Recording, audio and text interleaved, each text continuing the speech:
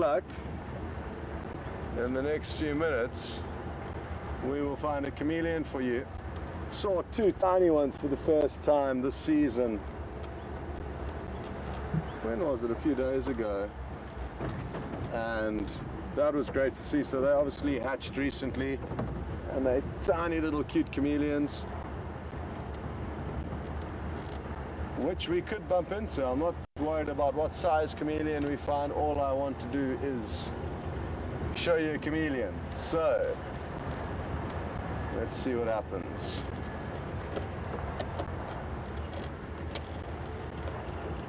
Oh.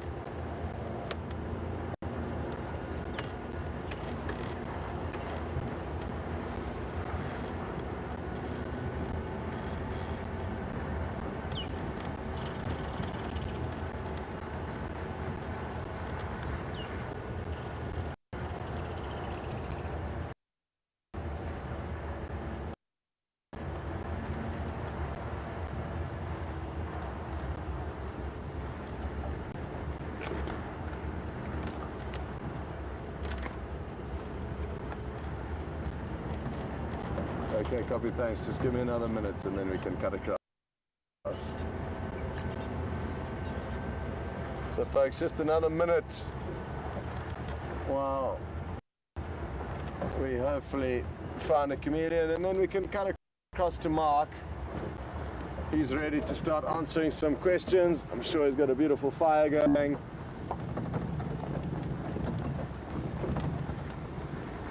And Brian and I are not far away, so we shouldn't be there too long after we cut across. The good news is that the sun is going down earlier, so we are going to be having a little bit more of the nocturnal activity as the weeks go on.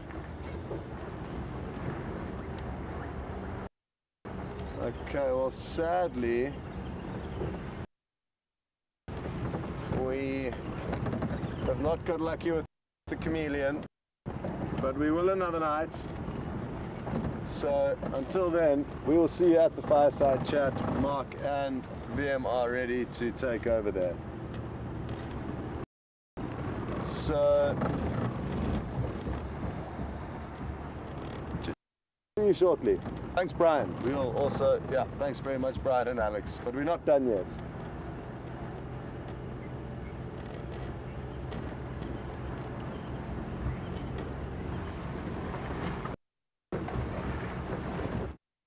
Sunday night Fireside, everybody. My name is Mark.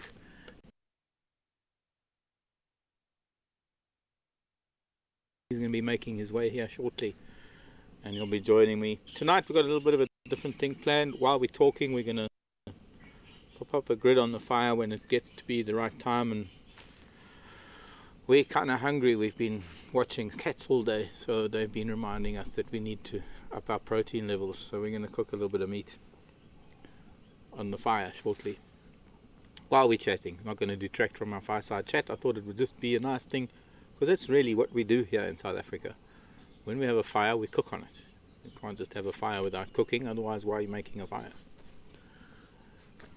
But I'm going to keep my ear open for that leopard. That might be quarantine male, it might be his brother, although I can't imagine the brother would be calling if he's up the tree or near the tree where his kill is. We've had a really great day with leopards, and for now, actually, as far as questions and things, it'd be nice to get something to talk about in terms of subjects.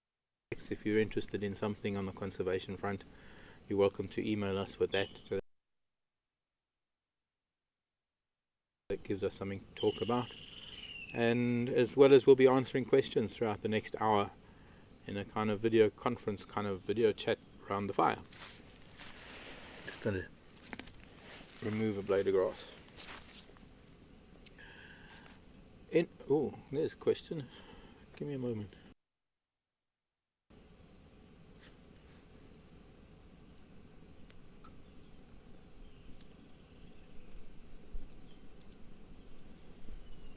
Vicky, Salt Lake City, and Vicky was asking if Conuma or quarantine male, whether either one of them have fathered any cubs yet, or if they're still too young. They are still too young. they would have to be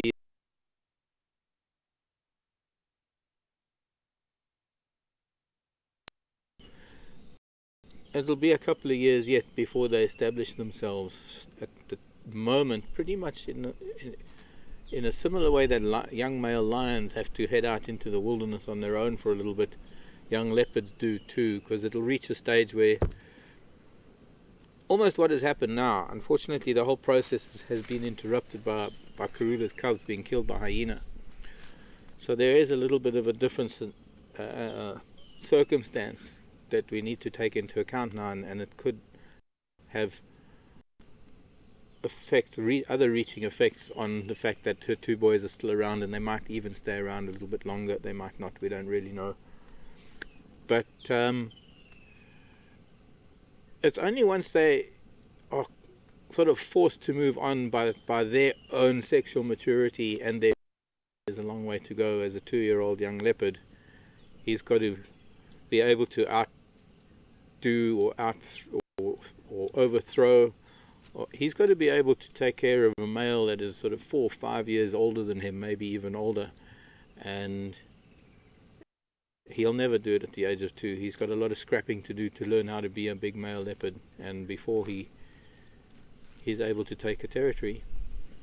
So it'll be a while, unfortunately, for them. There's a lot at stake. There's a lot that needs to be done.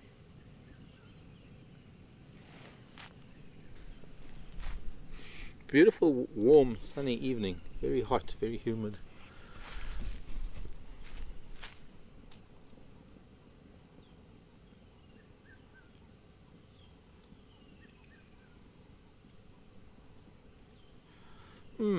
Tony's asking about fire. Tony comes from Bristol. Tony was asking about fire, whether fire attracts any insects or other larger creatures. Some insects do fly into the fire. The brightness of the fire is nowhere near as bright as artificial light that we create in terms of wattage. So even though fire is fairly, well, it's orange, it's a non-attractive color to insects, but it's not so much about the attractiveness of light. It's much more about the disturbance of an insect's navigational system, for want of a better explanation. Insects are able to navigate by the light of the stars that almost come down vertically from above, and over a million of years that's how they've developed their keen sense of direction. Even though some of them are not very good flyers, they still navigate by stars and sun and moon and anything up there that creates light. But they are not affected by anything other than white light. It's only really white light that destroys the navigation. That's why sometimes you can get yellow porch lights for your house, and the yellow light that you put outside your house has far less of an impact, or rather far less of an attractant to the insects. And the whiter your light, the more insects you're going to attract, because it's all about they can't navigate properly, so they have this problem that they innately just continually circle ever so smaller spirals towards the source of the light, because they just cannot fly out of it. So we call it being attracted to light. Insects, unfortunately, they can't stand light. They're not really attracted, they're just drawn. Their compass, their entire navigational, it's like their GPS has gone haywire and it points them in the direction of the source. I hear the vehicle. I hear that Land Rover rumbling down the driveway.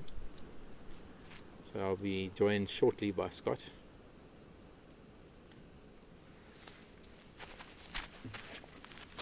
Oh. Good evening, gentlemen. How are you doing? Hello, Scott. Welcome, Hey. bud. What a beautiful spot that was, eh? It was indeed. I did mention on the way in that I did drive down that road yesterday and overlooked it, but that does happen. Yeah. Good evening, everyone, and welcome to the FireSide.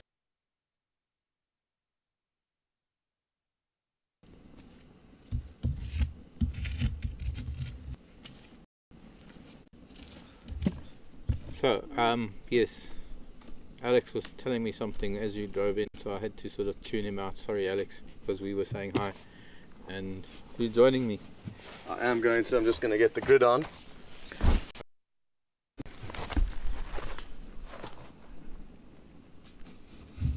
Okay. We're going to risk a few flames to start with. I'd let it heat up first. Good idea. Good idea. I think sit down, let's have a I'm chat. getting a bit excited here. Yes, yeah, why? Because you're hungry. I am hungry, It's been a long actually. day. I am hungry. We've had a good cat day. We have. Another one. Another one. We've been so lucky over the last few weeks, few days. So I hope that luck continues. I hope so. It was hard to sort of digest the fact that we might have missed him yesterday, that he was there. Yeah. And I even found tracks early in the morning, and they kind of petered out near Twin Dam, or rather Treehouse Dam, and I'm ashamed that I didn't really investigate much further. We just carried on driving. But it's sometimes, it's the way the cookie crumbles, sometimes the way it goes. Yeah, definitely. And I think the fact that we don't have trackers does also influence the way we do follow up on tracks, and that's important for the viewers to know. Most of the vehicles out here have got the trackers on board, and that way you can drop the tracker off and let him follow up and investigate and still take the guests and show them a good time, whereas we don't have that. Yeah, I think the other thing about a tracker is that it gives the person who's driving, which is us or the guide or us presenters or us guides, having a tracker allows one to concentrate less on the road and more about what's around us and what animals we're likely to be looking at, and not have to concentrate so much on the road itself. Because how many times do we drive around and our eyes are actually on the road a lot, and we're kind of leaving it up to the road itself. Because how many times do we drive around and our eyes are actually on the road a lot, and we're kind of leaving it up to Brian and Viam and Jason, who's on camera, to find things for us, because and they've also got their own job right in front of them. So yeah, but you're right. Making a noise in front of the microphone.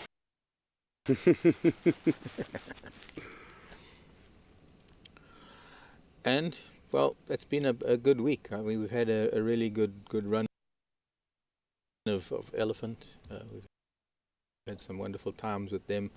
There's actually one, I don't know, did you see him coming in now? We didn't. A little bit dark, I think. We didn't see him coming in or going out, and we did pass here on the way to coming to you. I think he might have come up from the dam or something. Okay. Because he was sort of moving, or maybe he was even behind the lodge, and might have come up from behind Vuyatela, because he was sort of on that corner of quarantine. Was he a bull that you recognised? No, he was a youngster. Okay. He's just a youngster. He's got a hole in his right ear, I noticed that. Okay.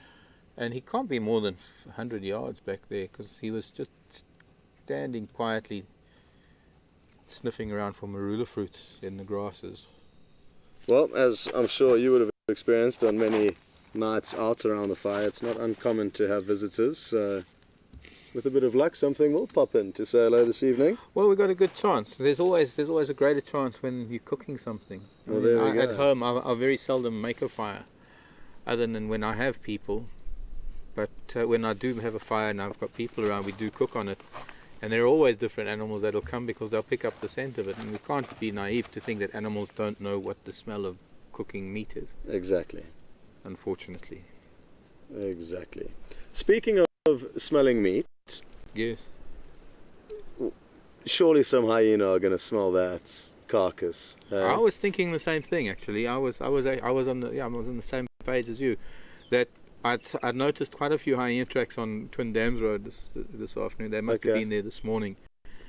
And with the way the wind was blowing, they might not have picked it up down there, but they're bound to.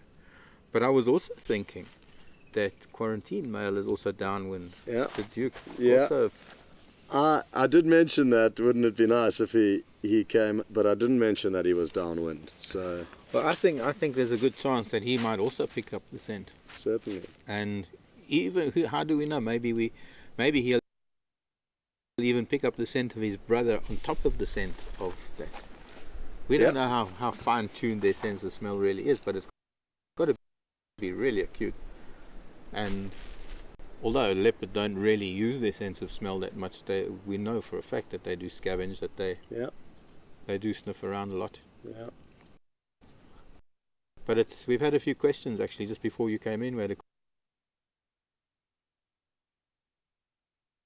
question about whether or how the boys would react to each other if they came across each other. And it's great to speculate, but it's more wonderful to see it if it really happens. Exactly. To be there. Well, we used to go for weeks with Mishu and Induna without them having any contact, and then suddenly they'd be together, and it was almost as if they hadn't been apart. I mean, they just would carry on as normal. Of course, it eventually reached the stage where they no longer were in touch, because I think Mishu went up north. I don't know what happened to the boys, but yeah, just because they were reaching that age that they needed to go and carve out their own, and it wasn't anywhere here that they could have. Because it's important, it's very important that young males get far away from their home territories, because it's no good ousting your father and being genetically close to the females within your territory, because they'll invariably be your mother and your sisters. Exactly. Exactly. Are we getting too much smoke in the camera? How's the smoky camera there, Vian? Okay? Okay, there, we'll get a bit more flame out of that now. Okay. The cameramen are battling, but the shots apparently is okay. Shame. I didn't think of that. Good.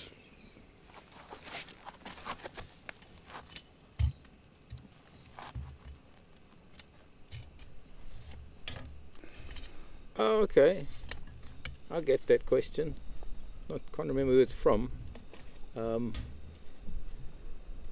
I'm sure Alex will tell me shortly.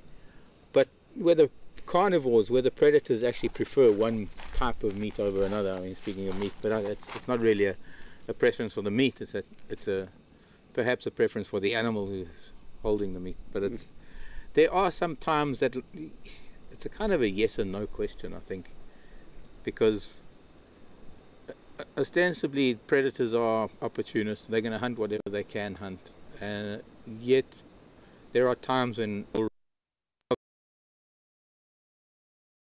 rather go after buffalo than go after something else, and it's not necessarily because they prefer buffalo over others. I think it's more a case of there's more meat on a buffalo. Yeah. It lasts them longer, especially when they're cubs. For sure. Yeah. What are your thoughts on that? Yeah, I agree, Mark. I think predators will kill the easiest and most reasonable kill, depending on how many mouths they have to feed. Yeah. You know, for a leopard, I guess they're different in that whether they kill something small or big, they only have themselves to worry about, and therefore they will take any opportunity, be it big or small. But up to a point where if anything's too big, it would be dangerous. Yes. But then again, I think leopard also may be actually leopard and cheetah are a bit of an exception, because if I think about it now, it never occurred to me to think of this, or this question, so answers are coming to me while I think about it. Leopard actually do sometimes prefer certain things. I've known leopard that really have a penchant for warthog, big male warthog that come barreling out of a burrow on the termite mound, or leopard who have a really soft spot for porcupine. Okay. That doesn't sound right, because you can't really have a soft spot for a porcupine. Yeah. But yes, from that point of view of them preferring some meat over other, but it's not to say that they're actually going to go out and actively hunt a porcupine, just that if the opportunity presents itself, they're not going to give it up because they really like to eat it. Yeah.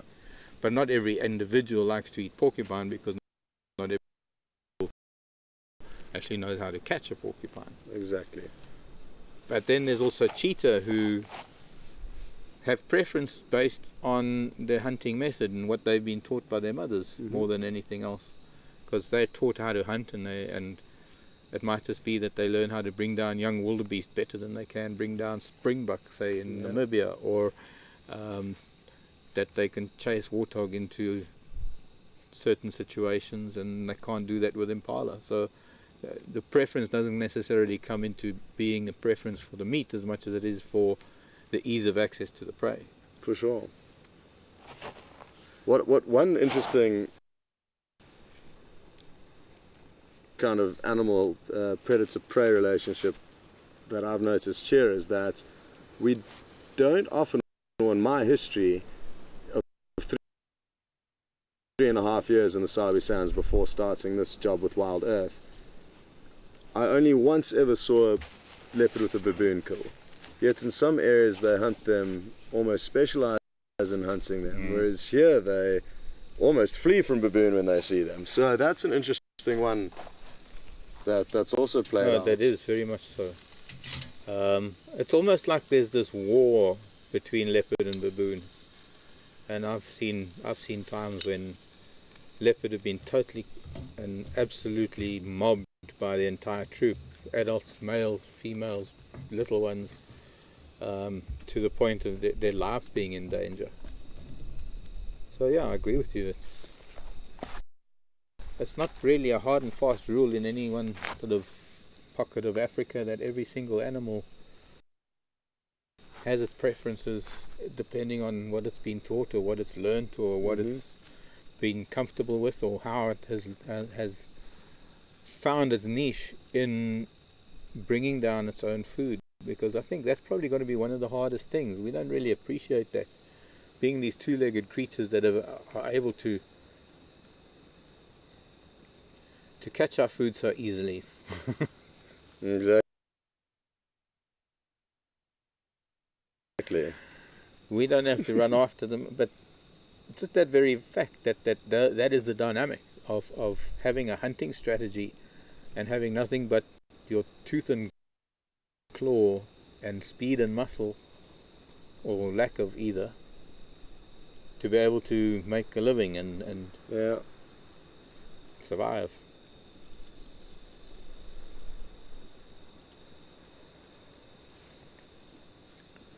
Nice little breeze coming in right now. Beautiful breeze. And I'm also enjoying the sound of the boerewors sizzling.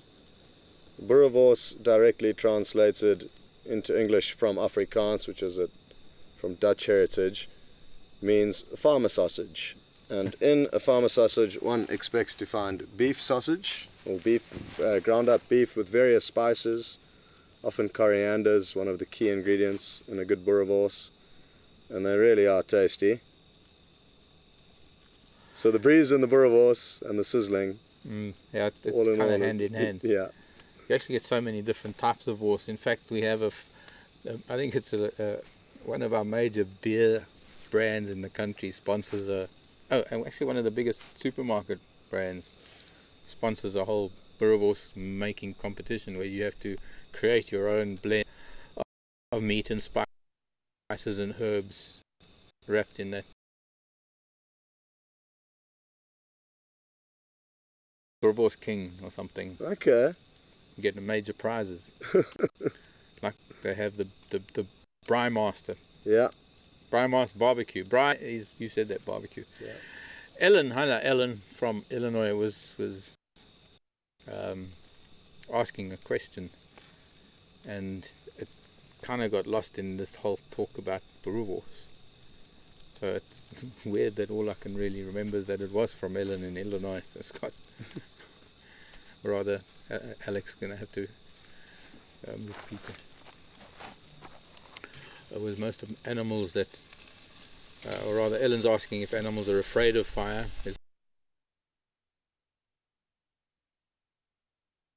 Isn't it true that most animals are afraid of fire? I think domestic animals, yes. I think wild animals anywhere in the world, not necessarily that they're afraid of fire as much as that they're very aware of fire. Every single animal, no matter what environment you live in, whether it's your forests of North America or your outback of Australia, I believe actually there's some very severe fires in Australia at the moment, some sort of the worst in decades. I suppose, yes, in a sense, animals are afraid of fire, but everything has adapted to the presence of fire. Every single animal has somehow an instinctive reaction to what fire is and how to deal with fire. And I've seen animals that are able to take a benefit or rather just benefit from recent fires and use it to their own advantage.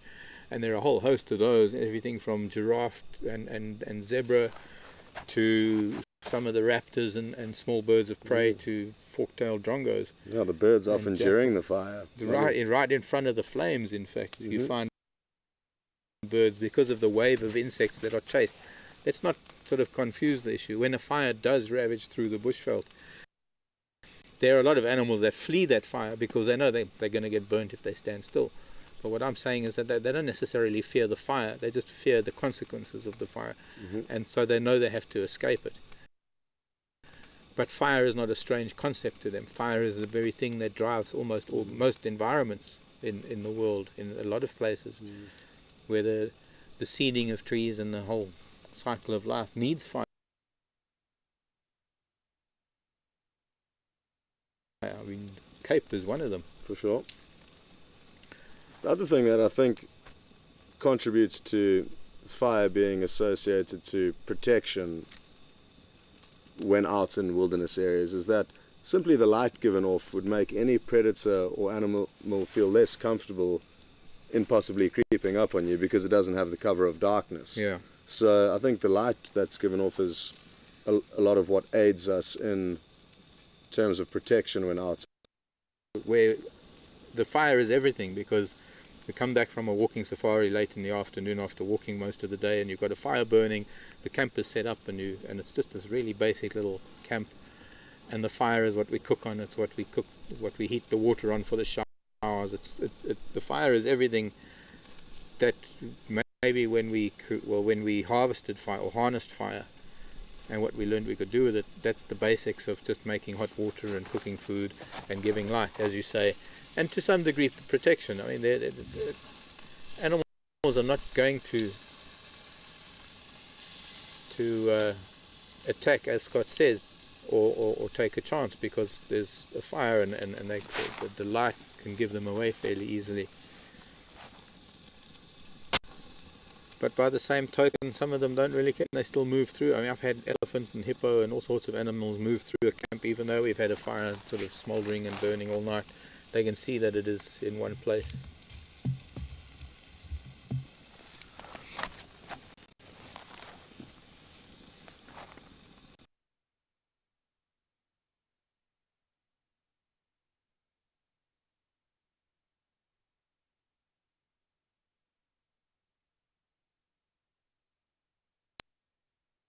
Thought I heard, but I've also somehow still got the game drive radio in my ear, which is interfering. Oh, jeez. But I did get that from Lucas, and Lucas is in the Netherlands, and I think it's probably one of the best questions I've had in quite a while, wanting to know how is it that spiders don't stick to their webs.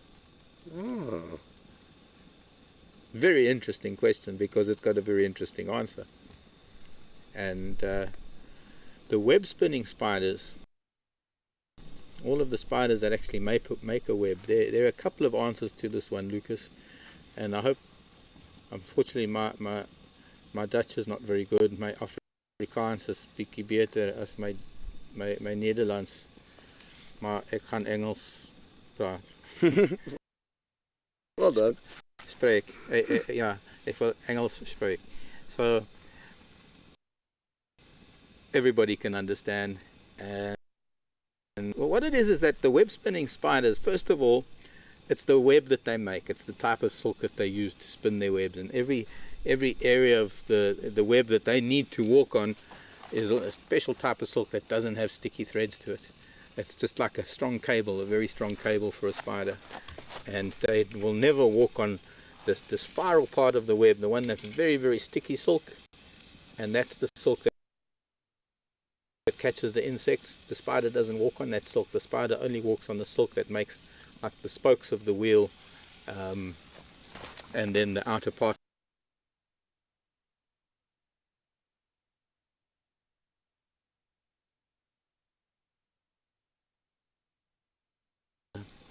Web spinning spiders caught caught in the bathtub or caught in a sink or caught in something, because they have these specialized claws for their web, but if they're in a really smooth surface, they can't climb up it as much as the hunting spiders that have very special pads to their feet. Well, I'm glad you answered that question, Mark, because I think you did a very good job at it. Good. And I enjoyed it. Okay. Good.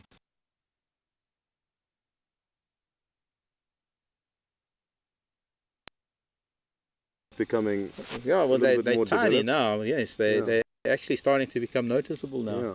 So they are towards the end of the month. We might start seeing them getting a little bit bigger. Yeah. I saw a decent sized garden orb, which is a relative of the golden orb, which we see more commonly out here as they. So, though, in the coming weeks, we will be able to try and show you these spiders that we are talking about. Boerewors is looking good. Good. There's nothing to worry about here. I'm not allowed to eat boerewors, but I'm sure going to try it. But every now and then I cheat and I eat some, because that's boerewors. You grow up being a South African, you grow up with boerewors. Who on earth doesn't eat boerewors if you're a South African? Exactly. But yeah, sorry, Alex, I didn't get any of that. Unfortunately, I should probably change. Oh, Kentucky. firework display.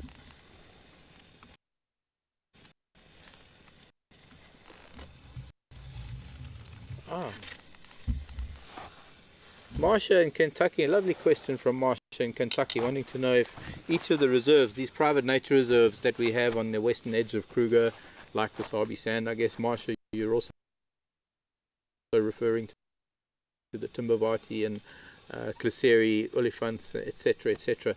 Marsha was asking, do these reserves have individual wardens or caretakers or conservationists to take care of the individual reserves, monitoring populations, etc., etc.?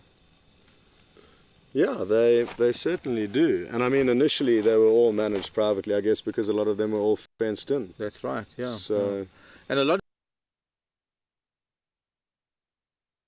of them actually, just with the same generations of those wardens, just continued managing, because some of the guys I know, especially the warden of Kleseri Game Reserve up just next to the Timbavati, Colin, who's the warden there, actually grew up in the Timbavati. He grew up almost next door to me. His father was sort of the general manager of a big property, 2 properties away from us. And Colin grew up there, and now he's the warden of the Kleseri. So there are a bunch of guys that have grown up in the area and that are part of it. In fact, they're wardens, they're ecologists. There are a few of the reserves that have different wildlife studies that they're currently doing in some of the private reserves. I know of the Ground Hornbill project. Do you know about that? I don't actually. Okay. Well, it's now extended into the APNR, which is the Associated Private Nature Reserves of Kleseri, Timbavati, and Neelmubat, and probably going into Belule. Okay. Kate and Cassie Carstens, I think it is, because they got married so I think they're the ones that are operating the Ground Hornbill project, and they're monitoring ground hornbill nests. And there's also another bigger project to that where they're actually breeding them, captive breeding of ground hornbills, and releasing them, the sub-adults, into the wild. Really? But breeding them in a way that they breed the whooping cranes and the condors and other large birds using hand puppets. Okay. So that they don't imprint onto humans.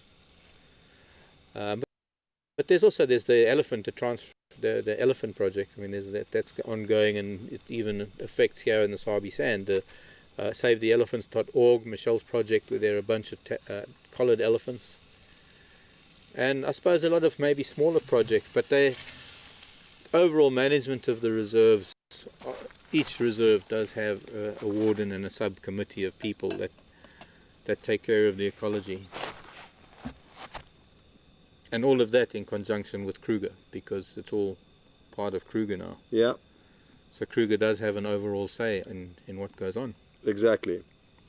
Which is wonderful that there is one governing body that oversees all the different reserves that are associated with the Kruger. And as I mentioned earlier, what's important to realize is the reserve we are in now was not always open to the Kruger National Park. So this used to be fenced in completely.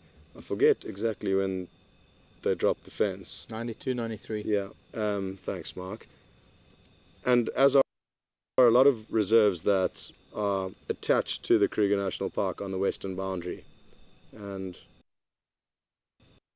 they're big areas and they do need a lot of eyes and ears and management. So it's great in a way that the Kruger oversees the general movements of what goes on, but that each of these private reserves look after themselves and manage their own anti-poaching units and fund their own anti-poaching units, because for Kruger to do all of that would have been impossible. It would, but there is, and then there's also the environmental side, or rather the habitat side. There's the whole concept of not micromanaging all these different properties, all these different little reserves in a sort of a microcosm, Yeah. rather than what it is now is that everything is now incorporated into Kruger. So there's an overall management policy on how wildlife is dealt with, or rather the management of wildlife, how we manage wildlife in our current state, as we know how it is these days. It's a lot different. I mean, we still learning. It's a learning process that we still have to learn. I think it needs to be less hands-on and more allowing nature to let itself do what it needs to do to some extent, especially with an area. The larger the area, the more one can just let it go. Exactly. We just want to interfere all the time. Yeah. I wonder who's driving around. Maybe it's one of the... I wonder.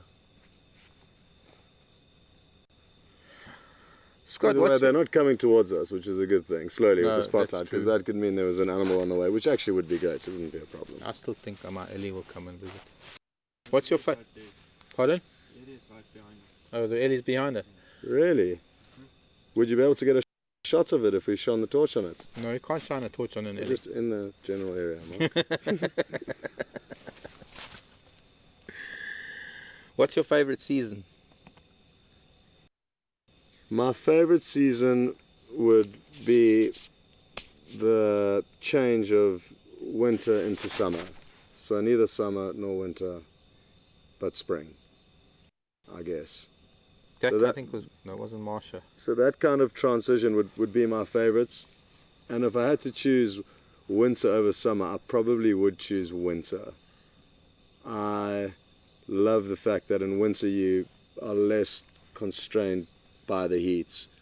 You can spend the whole day out and the whole night out, provided you're warm enough at night, watching animals, whereas in summer I feel, even though there's more stuff around, all of the reptiles, the insects, a lot of the migratory birds, the heat does make it a little bit tricky out here.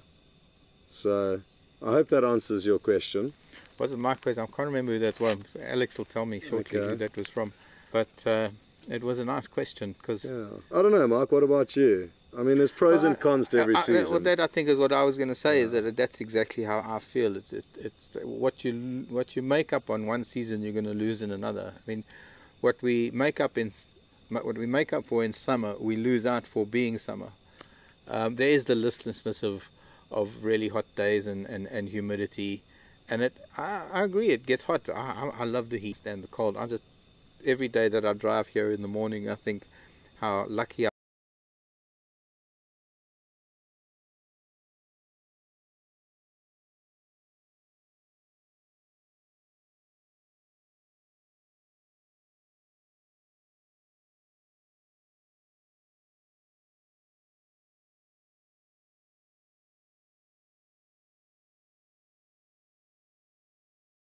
I am that we're not driving from Manualeti in the middle of winter. Oof, that would be a disaster. Because it would be a 2-hour drive, or we'd have to rig up some sort of windshield. But I'm not a cold person, but I love the winter. I love the winter for its dryness. I love it for its silence. I love it for its sunset, the colors of the sky. So it's very much of what you might gain on one hand, also there's the fewer leaves on the trees, the ability to see things deeper into the bush, to follow things easier, the grasses are lower. There are a bunch of things about winter, there are a bunch of things about summer. There's the unmistakable and unforgettable and irreplaceable time of the year when everything starts to blossom and bloom and spring starts happening before the rains even come, and suddenly there are flowers and insects and all sorts of things popping out. That is a very narrow period of time that is exceptionally special because your temperatures are sort of mild anyway. Yeah. But it can't be a favorite because there are times of the year that can be just as fantastic. Exactly. Like, even though I said I'd choose winter over summer if I had to choose one, I love snakes, and your chance of seeing one in winter, and the insects and the birds, there's just so much that you'd miss out on without all the seasons. So yeah, not an easy one. Okay, well, to play devil's advocate, but then in winter everything's concentrating around the water hole. Everything is sort of there in one place. You don't have to drive around Exactly. much. Tracking becomes a lot easier. Yeah. So and I love tracking, as do you. Yeah. Getting off and following animals' tracks off the road, and that's when it becomes really challenging. But in summer, sadly, all of the pathways... Just after rain, when it starts drying up, it's like hard packed, and well, we're not sand bushmen, we can't track that well. Yeah, we amateurs relative to those guys. Yeah, they can track butterflies. Yeah, so I think we could probably sit here and we could think of all the wonderful things that come with summer, or any season for that matter, but then think of all the things that we'll miss out on because it's that season. So I think it's, for me personally, I don't need to conclude, for me personally, it's like so many other things. It's hard to have a favorite. Every time of the year is fantastic. I agree. But you like the cooler weather, I like the warmer. Exactly. I don't mind the heat, but I'd prefer to be on a beach and not necessarily working, where you can just relax and do as you please. So that for me is a better option for the hot climates. Not that I'm not loving every second of this, and it's hot every day. So no, I understand. I do. I understand. The thing is with heat is that you can only make yourself so cool or take off so many layers. In winter, not have any layers. With technology and the equipment these days, you can get warm. You know, even if you're in Alaska, Antarctica, it doesn't matter where, cold places. There's technology. Yeah, the technology helps us to keep warm these days. So. Yeah, then it becomes a claustrophobic issue. Well, you would battle, and that I understand, because you are a less is more person when it comes to clothing. I am indeed, yeah. But I think it's also a case of, if it were to be cold and snowy, I would be limited to how much time I can spend inside in a confined space. No, but you wouldn't have to, because you can just get warm. Tracking leopard in the snow, wouldn't that be nice? A snow leopard? Would that be worth putting on some warm gear for? That would be a bucket list type of thing. I think that would be, yes, definitely. I think that would be something that I could do for snow leopards, or a woman. Understandable. You understand that. I understand. You go to the ends of the earth for a woman or a snow leopard. Question, once again, I'm sorry, but I missed the name, and it was about how traffic is regulated in Kruger. James, thank you, James. I was asking how traffic at sightings is regulated in Kruger. Oof, it's a good question. It's organised chaos. Yeah. Is the best way to put it. Well, no, it's even disorganized chaos. Yeah. I think it's sort of first come, first served, and if you're in a good spot, you stay there. And then some people just park there for the hope that they're going to get a glimpse of something, because the whispers have gone down the cars, and so you can get 100 cars at a sighting. There is absolutely no control. in Kruger. There is no radio network. It's impossible to connect every single vehicle driving around Kruger, so you can't sort of say that this person must leave, and everybody's paying the same amount of money. Everybody's got every right to be there in that particular place. I think it's sometimes like you might find a bear at the bottom of the bowl in Yosemite or something. Yeah, it is a tricky thing, and almost, I mean, how it would be impossible or very difficult, not impossible, it would be very difficult for the Kruger to marshal or manage sightings. There are traffic cops. Can you hear something there? That's the elephant. He's calling me. Okay. I'm coming. Can you hear him flapping his ears? Sorry. So yeah, there are traffic police in the Kruger, which is necessary because a lot of the Kruger has tar roads which allow people to travel faster than they possibly should be. So the speed limit's 30 miles an hour. Roughly, yeah. Roughly, in the Kruger, and there are speed cops who will catch you if you speed. But other than that, they have no way of managing actual sightings. But thankfully, with, again, technology these days, people can just take a photograph with a cell phone if anybody is misbehaving or being unfair, and they can report them to the park officials. And it does happen that if people are out of line, they get banned from the park. Yeah, they get banned from the park. So there are heavy repercussions for misbehaving out there, and just as well, because people could get a bit excited out there with all this open space and wild animals. So understandably, there needs to be a bit of control. They're actually very, very strict with the speed regulations, but they tend to mostly only really start trapping closer to the times. There's very strict gate times in the camps in Kruger. So by sunset, no vehicles are actually allowed to be driving around on the roads in Kruger. And so the time that they're going to be trapping is the time when they're most likely going to be catching people rushing back to camps. But I think that's actually quite amazing, the whole onset of social media and what social media is doing. And we've had Nadav here recently, who created a wonderful app called Kruger Sightings that has done revolutionary things for what we do here on the radio that does on a smartphone. In that people post sightings wherever in Kruger, and if you have the app and if you have at least some of the understanding of how things work, it does tend to alleviate some of the traffic in sightings, because you can see that, okay, well, if there might be lion here, but I know that there are lions somewhere else with fewer cars or less traffic on a different road, that you can go to a different sighting. So what that sort of thing does is it also helps to police those very sightings. As you say, there are people now that are taking photos in Salt Lake City. If I can elaborate on the likelihood of finding any cheetah.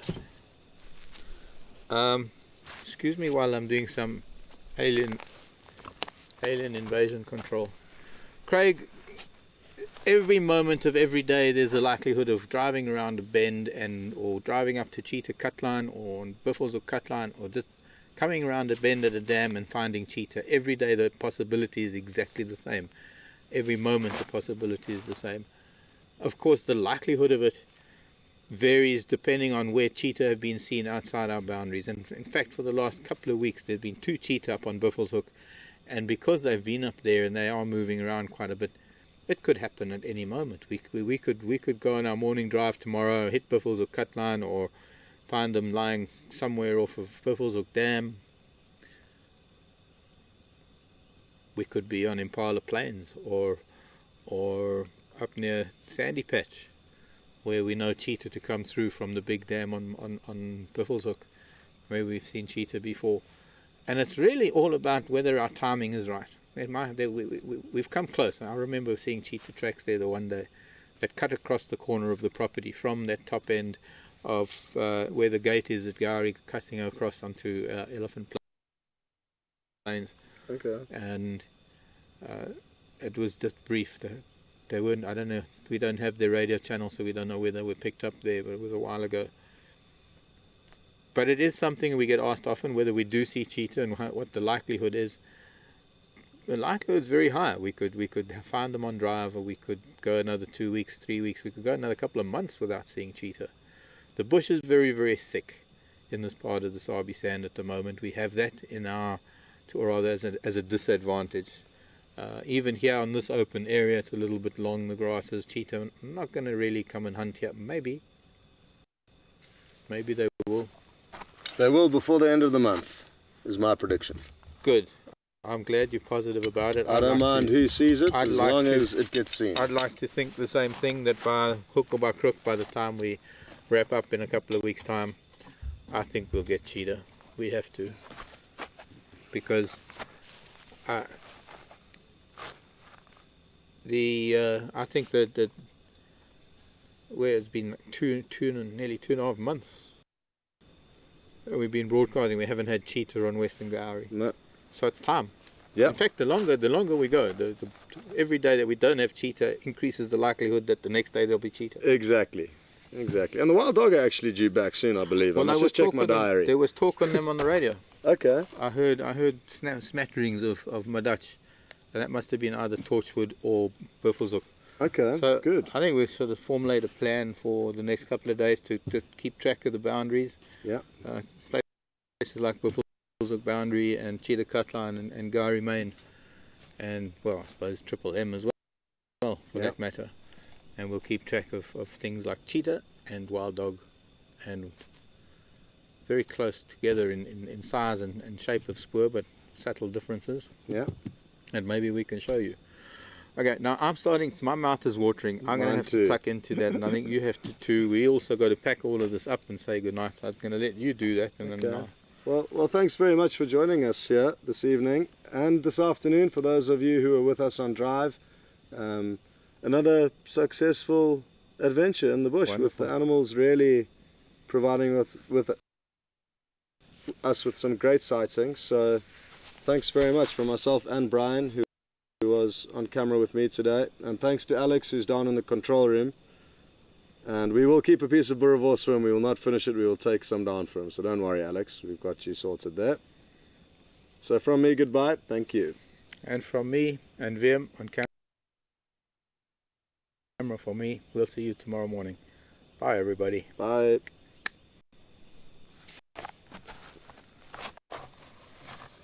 Okay, bury time. Bury time. Break it up. Share it up.